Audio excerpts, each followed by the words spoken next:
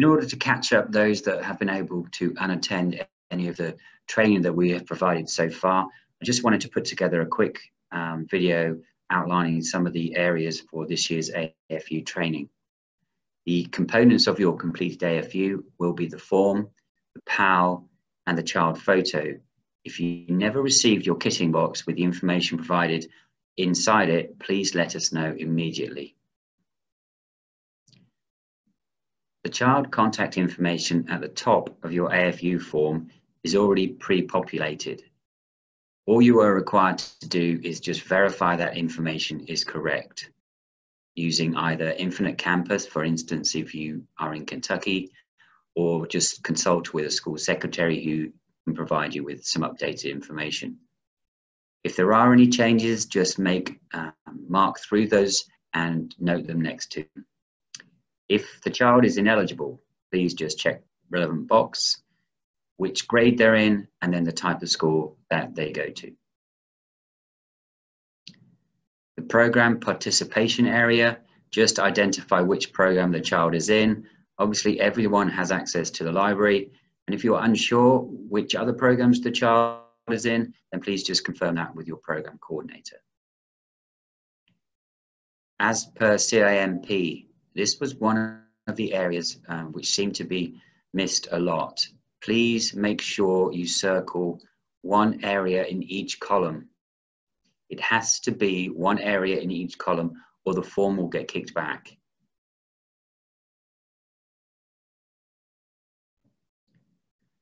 The special circumstances of the child only needs to be filled in if we need to be aware of anything.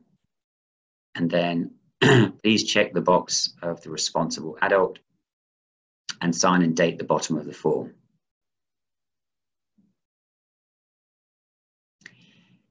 If the parent or guardian has changed, then you will need to attach a new consent form signed by that new parent or guardian, exactly the same as for CIMP. Remembering the whole time that everything needs to be checked or filled in for the form to be complete. The consent form is the same consent form from CIMP. Just remember, please, that the child's name on the front of the consent form needs to be the same as the AFU form, as does the name and signature of the parent or guardian. And then just make sure that if you are adding a new consent form, that it's signed and dated by the liaison too. So now we've got it done. We've got it all together. We're going to send it through to Lexington. What happens next? We are going to use Ignite, which for some has been a bit of a stumbling block. And if you are having issues with Ignite, please let me know. If you cannot access Ignite, please let me know. It is tremendously important that you have the ability to use Ignite to upload your information and to verify the information that is provided to you. So when you open your Ignite account, you will see a list of only the schools that you have access to. You won't see this list that's on the screen. You will just see your schools. So you select your school folder, and then for AFU, we go into the AFU subfolder. Once you're in that subfolder, you will have 3 subfolders: the AFU Forms, the PALs, and the photos. Please do not create your own folders. There is no requirement to create your own folders. These 3 folders will be the only folders that you need for your campaign. Once you have got it all together and you have uploaded it into Ignite, we are going to send it through with your cover sheet.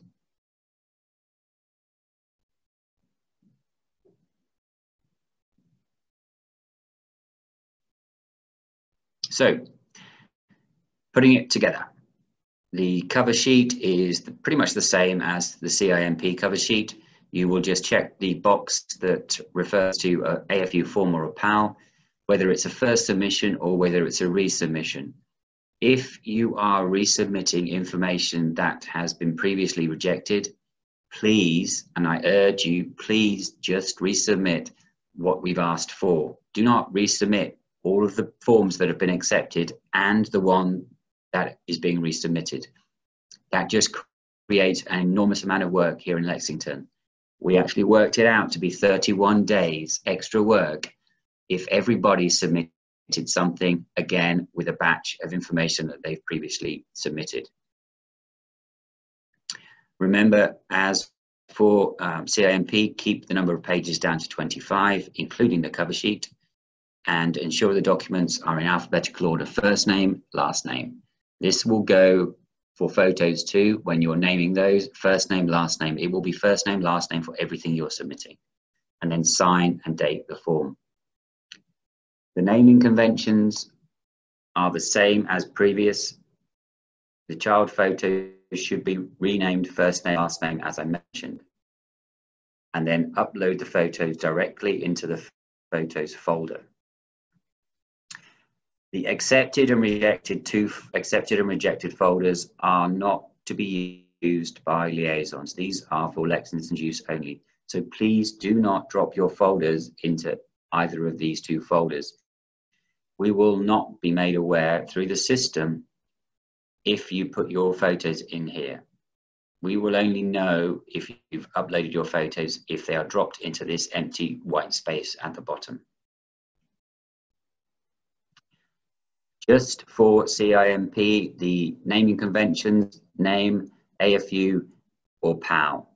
If you are uploading more than one set a day, then please just add batch 1, batch 2, batch 3, etc. to your list.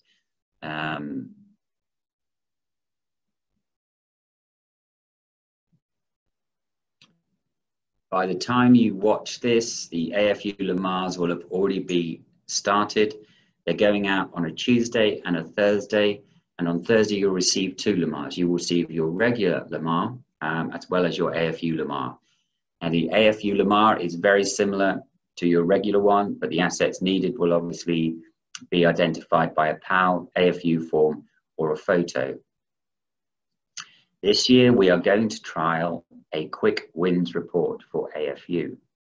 Essentially what this is going to be is a report generated by Grace here in Lexington, which I will send out to liaisons listing those kind of assets that we need, or the information that we need, things that we can close out quickly, such as grade, date of birth, gender, that type of information that you can email back to me. I can update the system and we can close that child out quickly, rather than waiting for that information to be rolled out to you on the Lamar, sent back to us, and then updated. We're kind of hoping that this whole process is going to speed things up. If you have a child that's moved, then please, when you're responding to us, either in an email or during the Lamar, please add which school or program they've gone to. That way, if it's a program school, they can remain in sponsorship. The AFU sponsorship dashboard, we have dropped off one of the indicators for spring, but you will still be held accountable for the accurate submission rate, those that are submitted on time, and your photo acceptance rate. The AFU kits are due back in Lexington by specific dates. Now, this was based on when you attended your training. For the first set of training, the deadline date was March 27th, and for the second set of training, it was April 3rd. So for those watching this now, I would go ahead and give you a deadline date of April 3rd. So please get on top of your AFU as quick as you can. You have a deadline date of April 3rd, which still gives you 6 weeks to get these verified and the PALs completed. Anybody that has a child without a completed AFU by the deadline date, per our policy, will be made ineligible. Once you have completed your AFU campaign successfully, forward you your new Save the Children t-shirt. We have a big box of them here, and they're just waiting for your completion, and we will send them out. Remember, the Lamar will be sent out 3 times. Tuesday, Thursday, and Thursday. So you will get an AFU Lamar on Tuesday, and an AFU Lamar and a regular Lamar on Thursday. So you'll get 3 Lamars a week over 2 days. Just a reminder that we're going to do the quick wins report. Hopefully that's going to speed the whole process up, and you'll get that via email directly from me. And then beginning this AFU, we are going to be unable to accept forms that have been resubmitted with forms that you previously sent in and we accepted. Our system does not have that capability to differentiate between what has previously been received and what is new.